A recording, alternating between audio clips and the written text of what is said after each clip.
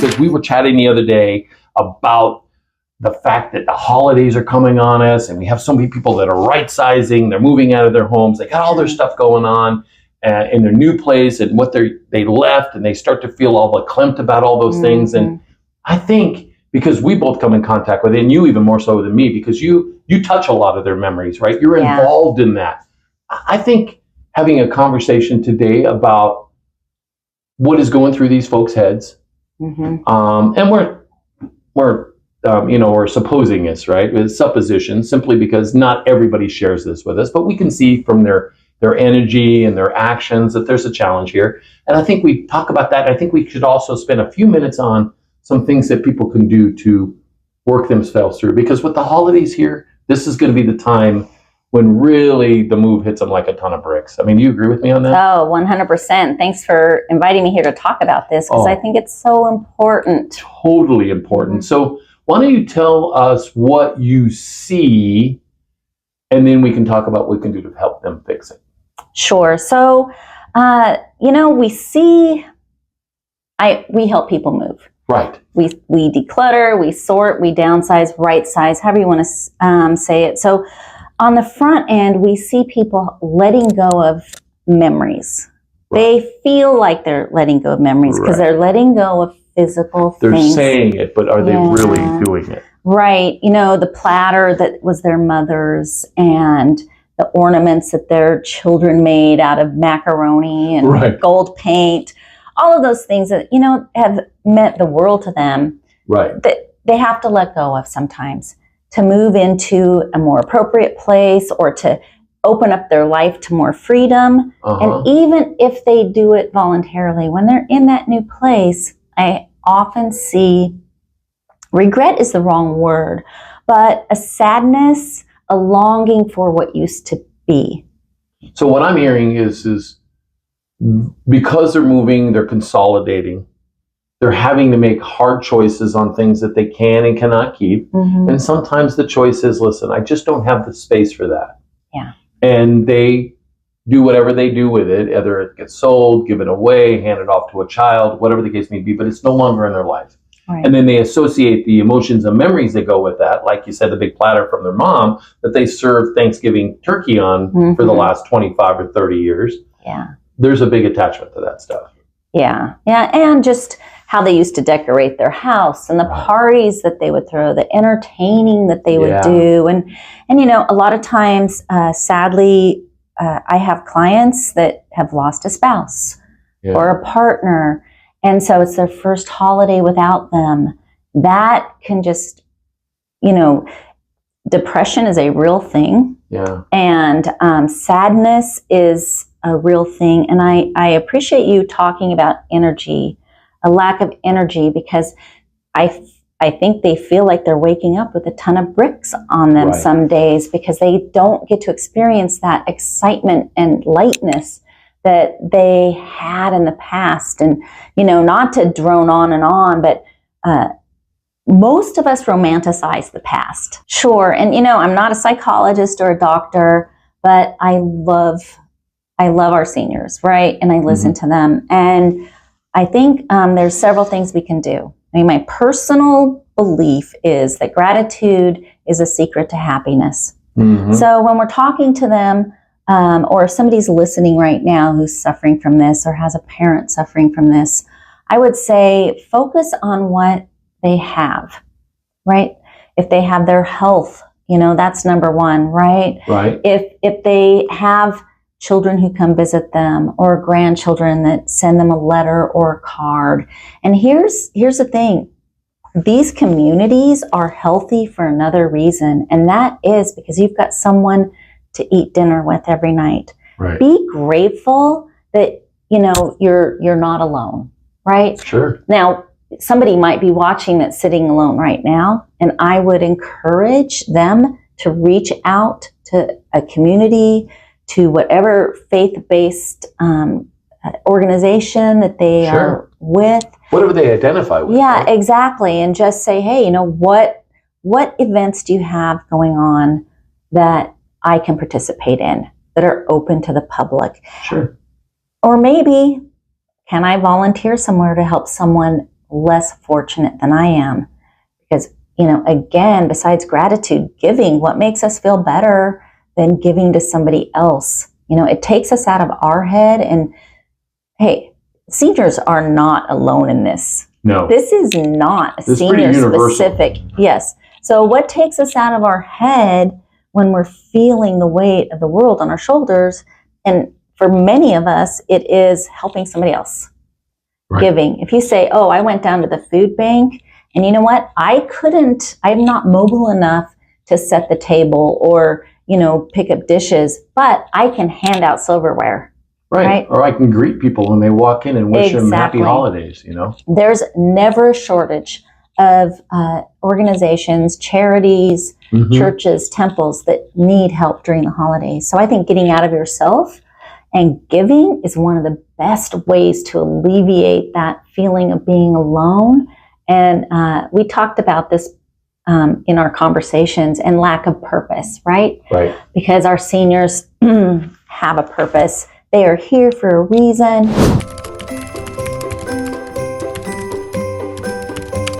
And you obviously have experience understanding the ins and outs from both the perspective as a human, because you had family, and as a professional, because this is what you do. Well, what would you say, just give us the rundown on what the expectations are that people have to follow, like an obligation? What do you have to do?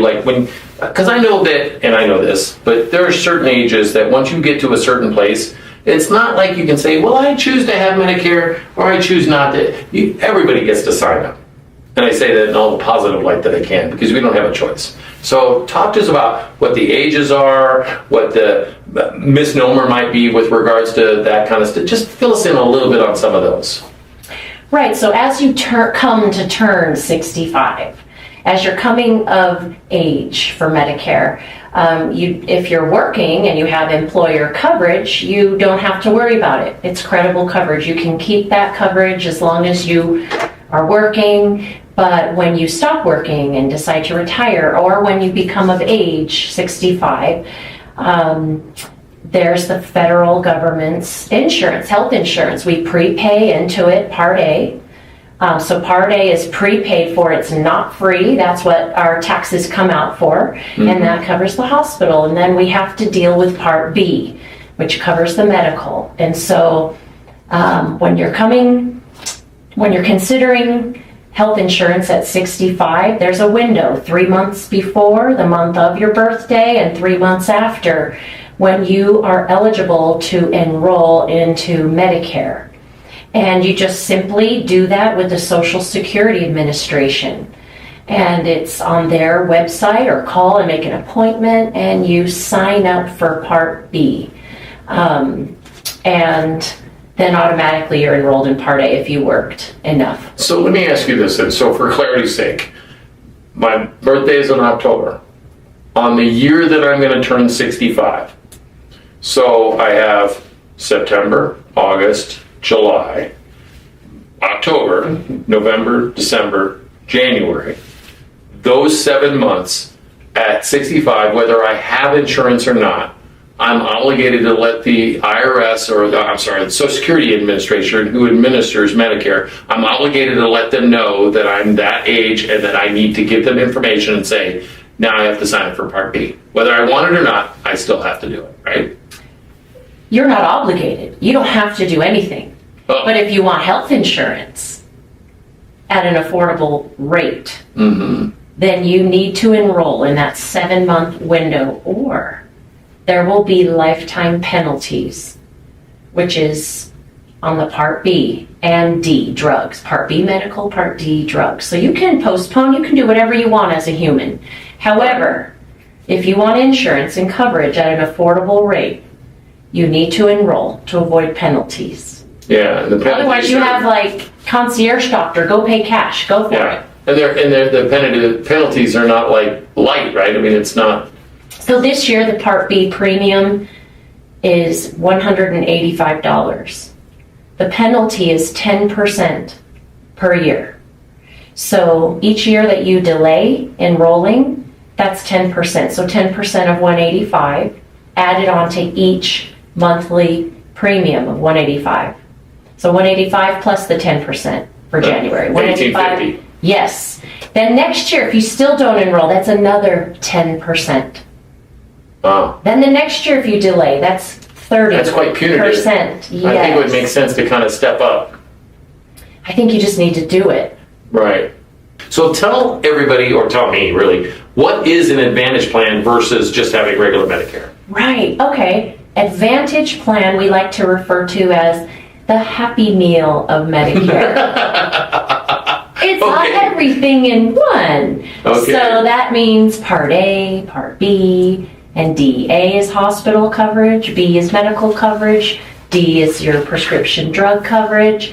And the advantage of having an Advantage plan are all the extra benefits that original Medicare doesn't cover, which are like what you spoke of, transportation, other benefits, dental coverage, vision coverage, what is it called? Supplemental benefits. Some plans cover for the chronically ill, some supplements to nutrition like groceries, utilities, caregiving, all these extra benefits. Dental, vision, hearing, I couldn't come up with the hearing. It's a lot to remember. Where original Medicare is Part A and B, which is hospital and medical, does not include dental, vision, hearing, gym memberships, transportation, supplemental benefits. And then you have to add a drug plan separate. So you would have A, B, and D on original Medicare. However, original Medicare gives you the freedom to go to any doctor that accepts Medicare anywhere in the country. Where an Advantage plan has a network usually, it has HMO and PPOs, and it's given to you from an insurance company rather than the federal government with original Medicare. So then you have to abide by the rules of the contract with the insurance company and stay in that network or go out of the network. There's a lot of freedom there too. Sure. So Happy Meal, PPO, HMO, extra benefits, but some restriction. Where original Medicare, no extra benefits but freedom. No referrals, no HMOs, no networks. So there's advantages to both. Sure. What it sounds like to me, though, is the Advantage plans are saying, come to us, lots of you. We'll take the money that Uncle Sam is paying for these services, and because of the economies of scale, like having large amounts of people, we can do this better than the government can, and we can make it a better system for you. That's why it's an advantage over a traditional Medicare. Is that what I'm hearing? Right. Okay, very cool.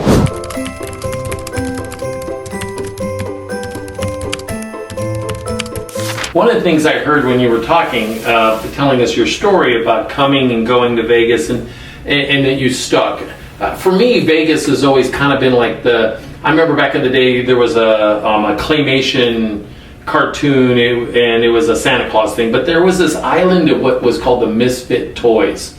And all the toys that were kind of broken or didn't quite fit in would go to that island. But it was interesting because they were all of that nature. They all got along really well and cared for each other. I kind of look Vegas like the island of misfit toys. Because one, many people who come here don't feel exactly the way they would like to feel elsewhere. So they come to a different space. But more importantly, because we're all different, we're all unique, we're all misfit, as the case may be, we come here and this is a community of people who didn't fit in elsewhere. So I love the fact that you're here like that, because I think that's great. That's a good point, because a lot of people come and then they leave and they come back and they realize that Las Vegas is their home. We're a unique city. I mean, we have all ages, we have all different types of activity, but no matter what, it mainly draws back that we're pretty community based. I mean, you kind of stay in your little nook, but when you go, maybe jump over the fence to Henderson and you have a good time in Henderson. So I feel like no matter how big our city grows, we always have that small town mentality, and I believe most locals are extremely friendly here. Well, and I think that's kind of reflected in your magazine, right? Because you are a neighborhood based business that hyper focuses on things within a community.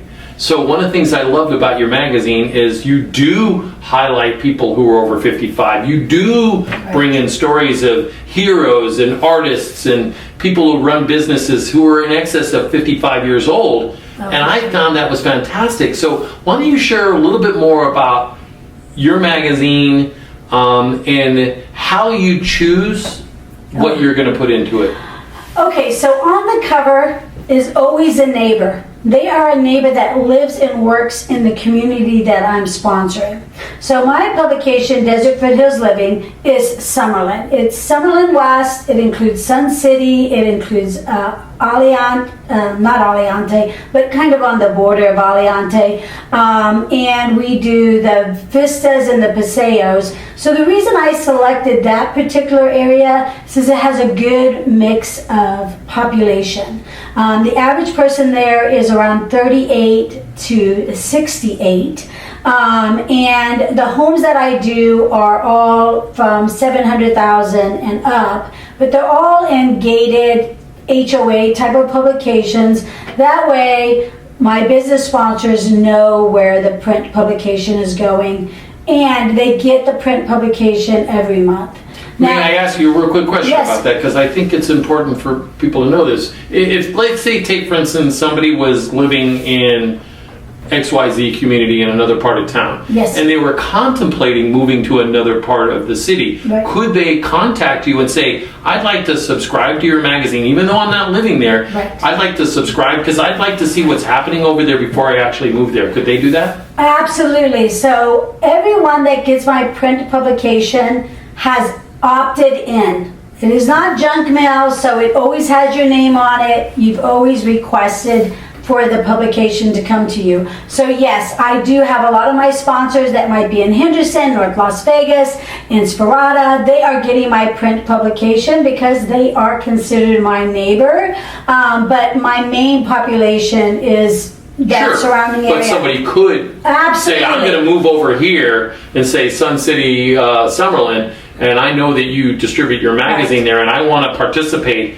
It might be a year or so, but I'd like to see what's going on and get familiar in that, and that totally is a great thing that you can do. Absolutely. So when I started, I had about 3,000. Now I'm just opted in. I'm about 3,200. My goal is to be 4,000 before the end of the year. So I am definitely on a growth span because what I want to do is provide great content for the neighbors. Most of my content is written by local school teachers in the neighborhood. Some are realtors, financial planners. So if you have a story to tell, you can also email me or call me directly, and guess what? You're going to get published. There's no cost because I am always looking for local content. I am hyper local focused. Oh, that's fantastic. So in doing that then, so when you're deciding, okay, I'm going to put something in the magazine, how do you make that decision? So I do have a few things. My feature story is my cover story. And that's the neighbor. That is the neighbor. And in there it's about 750 plus words talking about why they like the community, how they got into the community, and just family-friendly content. The second thing I do is I always do a nonprofit. I find a local nonprofit. So for the month of October, because the holidays are coming, I'm doing 3 Square. And so I met them toward the facility, so I do a nonprofit. The third thing I do is I do a calendar of events for that particular local market, that area that might be a farmer's market, different activities, the Veterans Parade. So I have a calendar of event, and I always do a real estate section, which gives you what sold that month, because every neighbor wants to know what sold last month. Did they get their full price? So we give them a snapshot of the neighborhood. I do a wellness article. And then usually I just have family-friendly content in there, maybe for pets or DIY or recipes. But whatever's the hot button for the month, I do a little bit of research. I have a content coordinator. She's been writing content for over 15 years here in Las Vegas. I have a graphic artist that helps me put together the print publication and the theme, and we try to stay on set what we're going to do. But with the neighbor is the most important story. This is why we get 89% reader rate. People want to know who is that on the cover.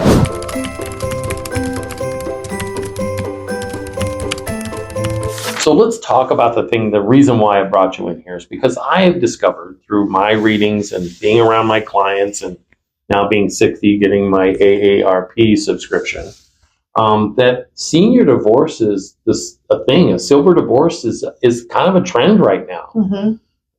What do you think is going on with people? I don't know. I have been seeing that as a trend, and I actually thought about speaking on it a couple weeks ago when I was doing a speaking engagement, because that is one of the trends that we're seeing. And I don't know, part of the older group are the baby boomers, so that's part of it, is we have a large population segment in that age range.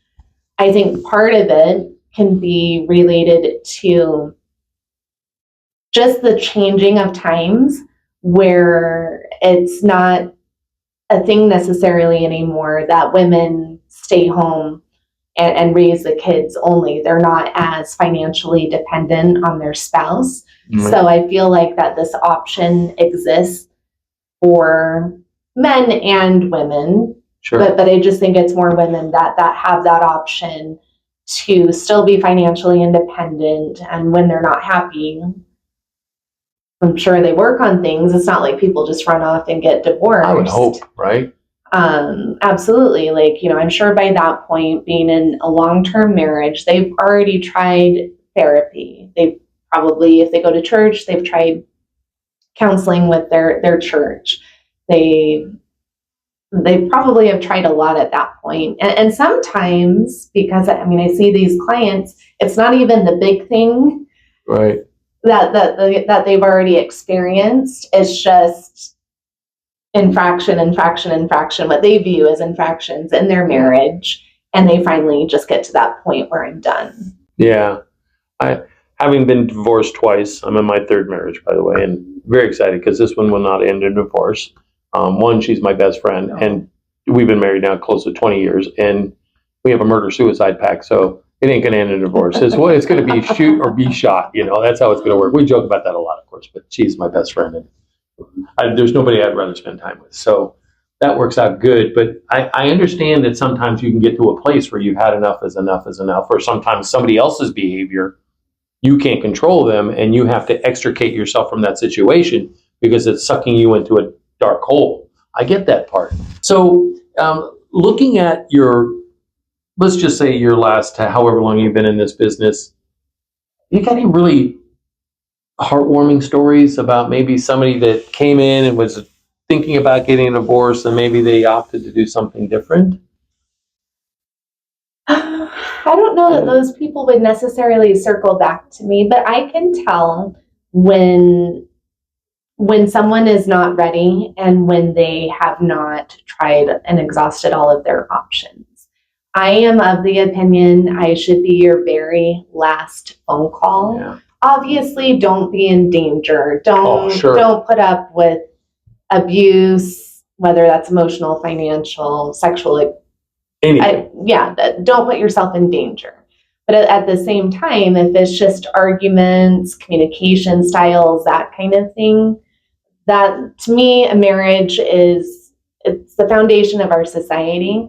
And one should try harder before they resort to divorce. That being said, sometimes divorce is the only option for people, and then that's when we're there to help. So I've turned several people away, saying, please get into therapy. Please go speak to your church clergy. Yeah. This could be salvaged. Go on dates. Yes, absolutely. There's things you can do. So if a person, say they were 75 years old, and they were thinking that this is a path that they need to take, what would be the best thing for them to do? Obviously, scheduling an appointment with you, but how should they come to that appointment prepared? What could they do to be prepared to meet with you and have a constructive conversation? They'll want to have an idea of their financial picture. What are their bills each month? What income do they have coming in from Social Security? For both parties, right? They need to know everybody's info. Yeah. what retirement accounts, are their retirement accounts paying them, and just overall their monthly bills, expenses.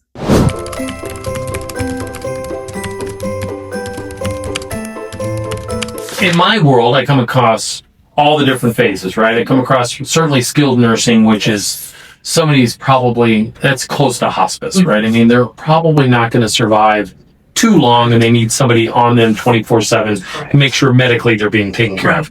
And then, of course, there's memory care, which is certainly somebody might be having extreme dementia or on their way there, or Alzheimer's, which are two different things.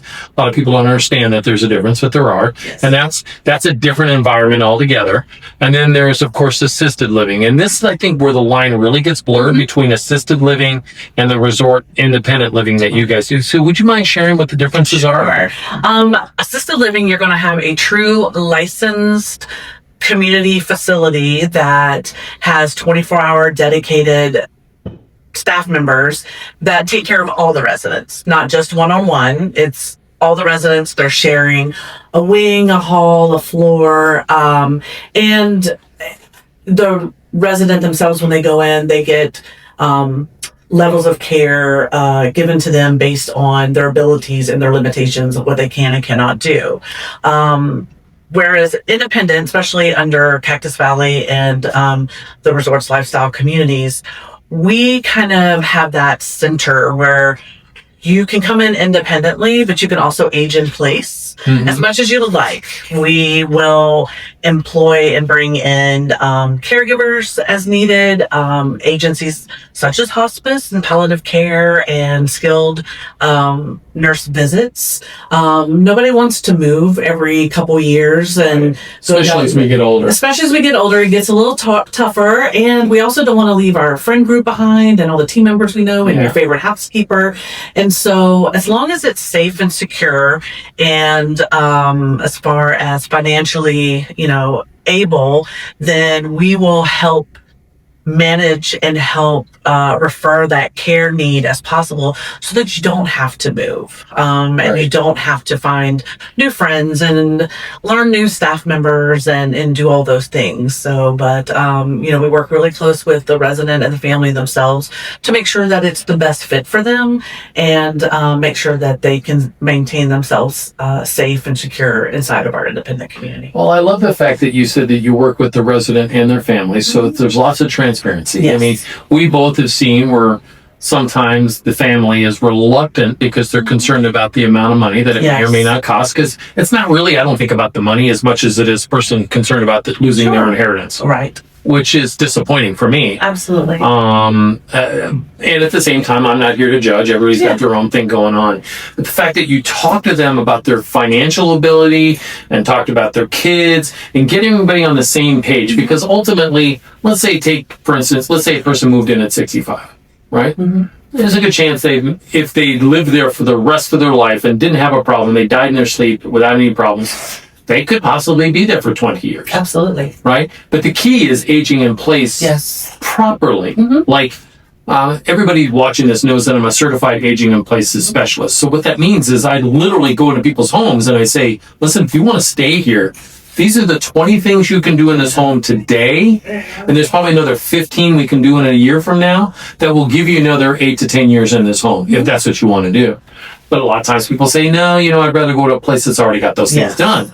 Or, maybe I don't want to spend the money on it. Well, the great part is we can work together and help somebody find space by learning what it's like to be truly independent. Right. Because I love the fact that people say, I'm independent, I'm in my own home. Yeah, but you're still a slave to get the crap done around your house. Or you don't have a car, and so you're stuck in the house. Right, yeah. Or you're living far away from your friends group, or maybe your doctors. Because I tell people all the time, if you're going to choose a facility, choose a place close to where you're already congregating, right?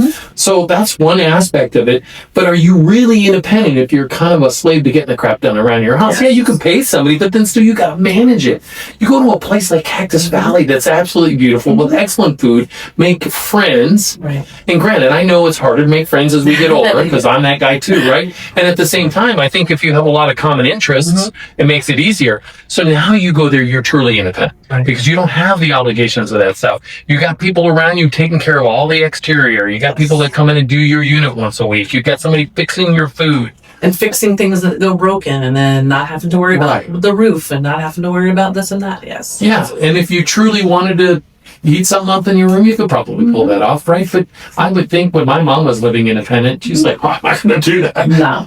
We have full kitchens, and we get promises of baked goods all the time, and I have yet to get one cake, cookie, crumb from them, but you know. But you know what? That's the nature of the beast, right? And that's, frankly, that's what, if I were you, and I'm sure you feel the same way, is I'd be grateful that they're not doing that stuff. I want them to enjoy it. Right. That's what we all are working for. I mean, that's what I tell residents and prospects coming in to tour. I'm like, this is what you worked all your life to do, is to be able to go to book club and go to bingo and go to happy hour and not have to worry about, did I pay that bill? Did, you know, do I hear something leaking, and who's going to fix my toilet, and, you know, things like that. I mean, I'm living for that. That's what I work for. Yeah, I love that. And I tell my clients all the time, didn't you work your butt off and earn the right to have people take care of you? That's what I tell to my mom all the time. I'm very blessed now. My mom lives with me, and I love having her there. And she all the time is lamenting about how you don't have the time. You're so busy. I'm like, Mom, I got all the time I need. Whatever you want, I got it for you. Well, I said, Mom, you did so many things for me. I made a peanut butter and jelly sandwich for her a week or two ago. She says, oh, don't make me the sandwich. I said, Mom, how many peanut butter and jelly sandwiches did you make for me when I was a kid? Least I could do is return the favor and make a peanut butter and jelly sandwich. Absolutely. And frankly, I think she would love living there, but she wants to live with me. Sure. So I want her to be happy. I want her to be feeling like it's the opportunity. I'm very blessed to be able to do it. So absolutely. I'm in that position. And a lot of families aren't anymore. I mean, we've got, you know, double income homes, and, you know, the daughters used to take care of the mothers and the mother-in-laws, and, you know, things like that. And it's just, people are having children later in life. And so it's just harder to have those kind of families, especially here in Vegas. A lot of times the kids are spread out, you know, 45 minutes this way, you know, 30 minutes this way. And a lot of times we get to kind of be that middle of the road where I'm between both of my kids. So I'm not picking and choosing who I'm going to live with. You know, I get to have my own life. And then when they, you know, need me, or, you know, we have something going on, then we can get together. So, but they can still keep their own life. Yeah. And God forbid they need, you know, a little bit more palliative care or, you know, some medical stuff. Your community is open that if a person is known, they can come and go and visit with the resident, take care of what they need to take care of them. And again, so they can age in place as long as possible to minimize the stress.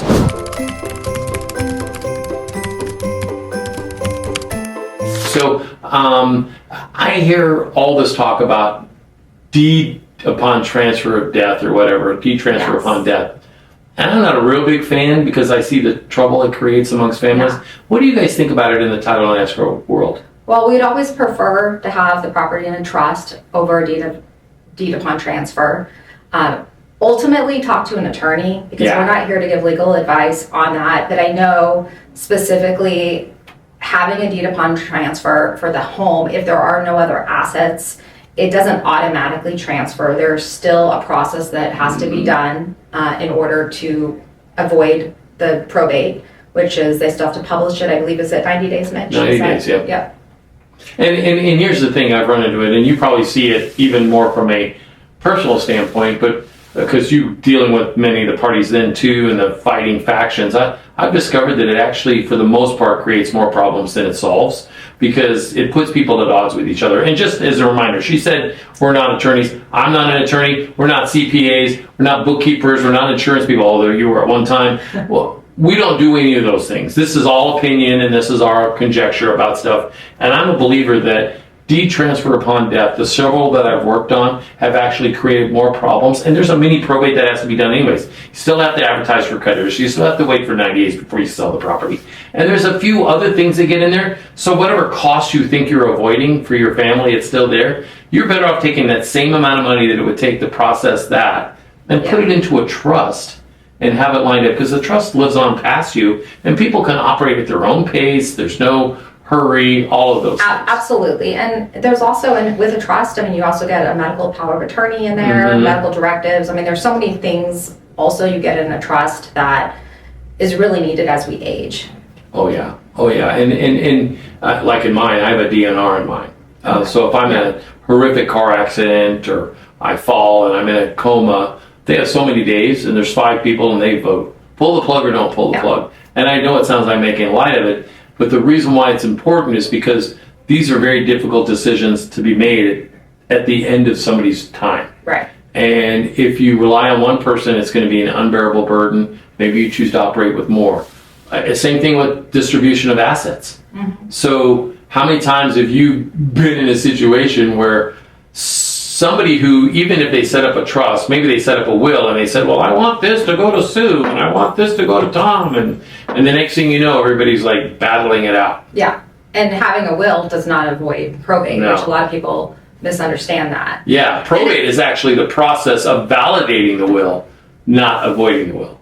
Correct. Yes. Right. And it's hard. I mean, I did a trust with my husband probably 10 or 12 years ago, and we just recently revisited it because all of our children are now above the age of 18. Cut them out. And we realized there's things in there that we didn't think about when they were little, that now that they're older, you know, one didn't go to college. We had it set up that they get the money after they graduate from college. So there's a lot of stuff that didn't really apply. So it's very important to also revisit that will. I don't know what the number is, maybe every 5 years or so. I recommend my clients every 3 to 5. Every 3 to 5. 3 would be super conservative, 5 would be probably normal, but I think, especially if you have active life, right? So let's say, take for instance, you're 55, and now you have children who are kind of leaving the home, they're going into college or starting to carry on with their lives, or maybe you've acquired a new house or rental. All these things change all the time.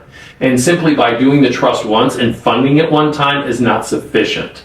I also say, and you probably know this because you probably did this, sit down with at minimum your successor trustee and go through the trust and all what you expect and what you're looking for. Yeah. I recommend if you have anybody else included in that through distribution order, that everybody sits down and you say, okay, so I know this is morbid, we're going to have this conversation. So you understand so-and-so is the successor, they're going to take over for us, and they're going to make sure that this all happens. And you need to understand, if you have questions as to why we're doing it this way, you can ask me now. Yeah, while you're of sound mind. Exactly.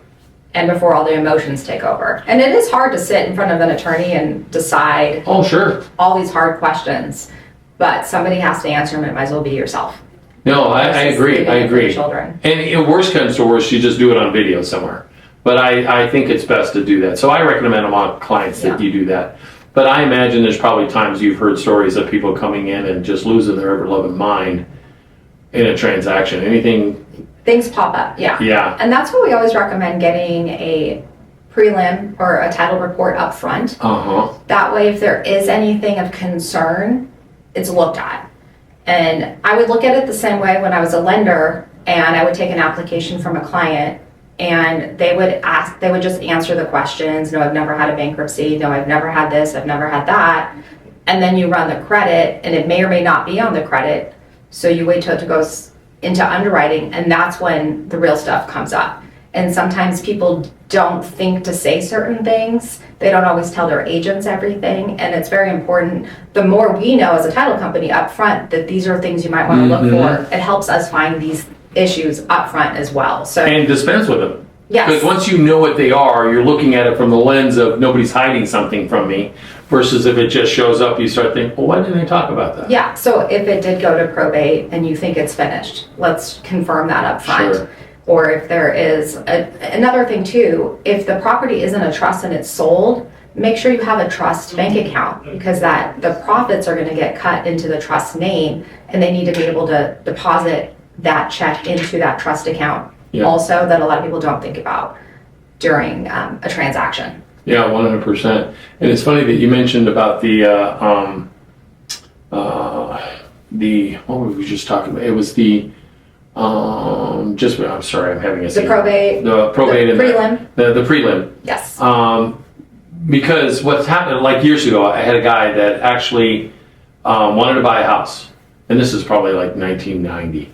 Okay. And he says, yeah, I want to buy a house. And I'm like, okay, you ever had a foreclosure? No, never had a foreclosure. Told that to the lender, and we're out looking at houses, and the lender says, I thought he said he didn't have a foreclosure. We called the guy on the phone, he said, yeah, well, where I was living, the loan was through the local bank, and the place burned down, so I thought nobody would know anything about it. So that's why I said no. And that's sometimes how people think. They think certain actions happen here, and now I don't have to say it over here Yes. all the time. Yeah. And these are things you need to think about as not just as a person wanting to buy or sell. I think you should be looking at these things in general. I mean, I tell my granddaughters who are now 11, 15, and 19, I say, listen, before you date anybody seriously, you need to pull their credit report. And they're like, what? Pull their credit report, because you never know how responsible somebody is until you see that. Yes, I have said it to my children over and over again, because people spend money differently, and you guys want to be on the same page with how you spend money and how your spouse spends money. Yeah. And how they don't spend money too. And that's important. So yeah, certainly.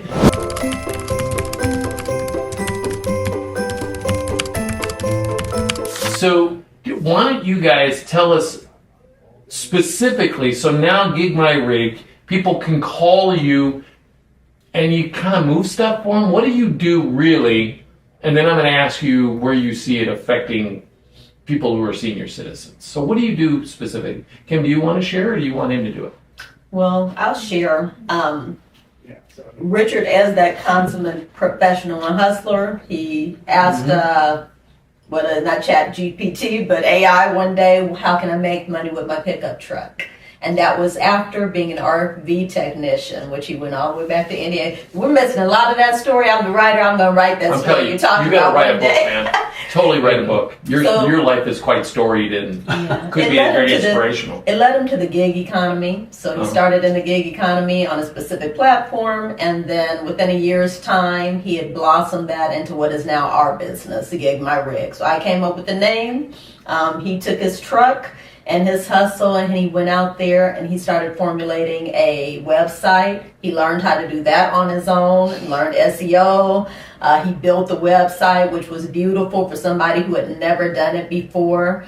And we started getting calls, mostly off of that particular gig app at first, which was an issue because we had become dependent on it. So we had to, you're paying a piece of your revenue to those folks, absolutely. Right? So we had to start learning how do we market ourselves and so forth. I'm very anti-paying other people to do what you can do yourself. 100%. So he learned how to do a lot of that. And then I kept saying, when you're coming into contact with these realtors, you need to start asking them, do you need it cleaned afterward? And that's where I came in, and we added a cleansing division to it for commercial and residential customers as well. So just to bring it in a little bit, I'm a natural hauler. I was hauling things by going to bulk pickup, bringing it in, reselling it on my own before we started this particular business. So you guys had a lot in common already about the gig economy, units, the all of it. Very cool. Yeah.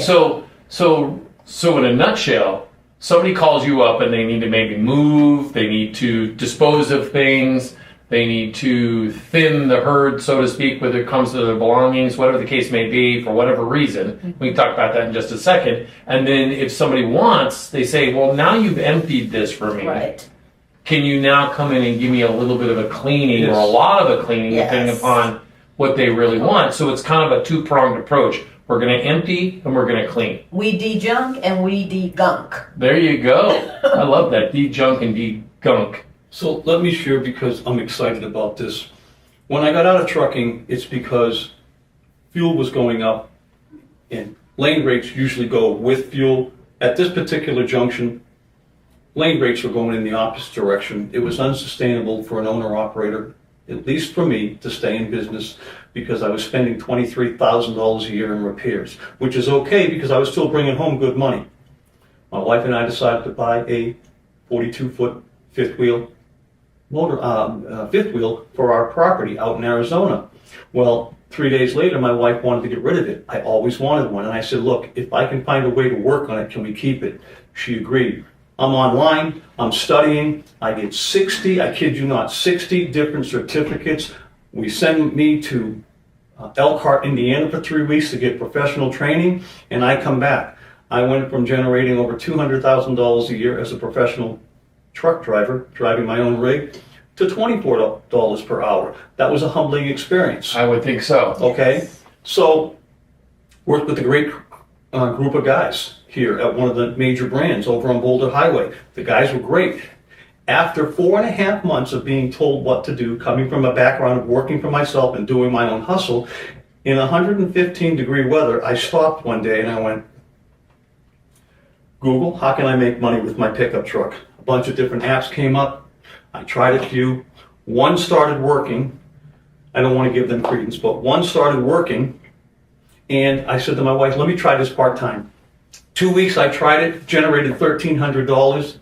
In July 10th, Monday, July 10th, I gave my notice, a 2-week notice, but they said, if you want to leave now, you're welcome to. I said, yeah, it would be beneficial.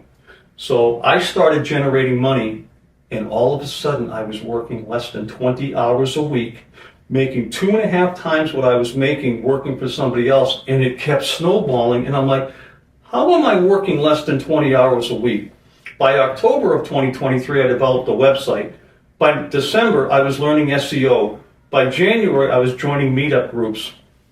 I was doing moving and junk removal. I was doing furniture assembly and mounting TVs. Yeah. January of 2024, I went, that's it.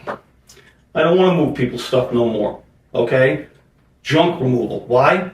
Nobody ever got sued for breaking someone's junk. But if I'm coming down the stairs with your furniture and I damage your walls or anything, there's a problem. Which you weren't going to be doing because he pad wrapped and took very good care of people's Oh, walls. I'm sure. But here's the thing. I mean, is it just me, or is it a lot of people collect a lot of stuff? They do. Yes, we all And do. in collecting a lot of stuff, does it provide a little bit of clutter in our brains that actually keeps us from functioning properly? Absolutely. Right, I agree with that, right? So the whole elimination of get rid of my junk, take it away, whatever you do with it, I don't care. Yeah. You can take it to the dump, you can take it somewhere to sell it, you can do whatever you want with it. I just don't want it there anymore. Correct.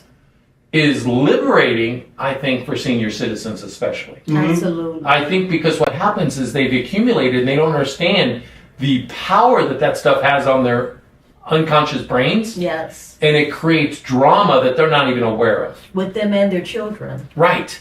So you have hit on something by virtue of helping people, whether it's younger folks or it's senior citizens, I like the senior aspect of it, that actually is not just about moving stuff. You're actually giving people clarity and peace of mind. Correct. And we have an organization part of that too. So when it comes to those seniors who have a hard time parting because it's their memories in a box, it's their memories on those Right. shelves. So going in and doing a type of counseling, if you will, to help them be able to either part with them or at least put them in a better way that they can make it livable with their things. Oh, One that's or the other. fantastic. Yeah, no, I think that's really good.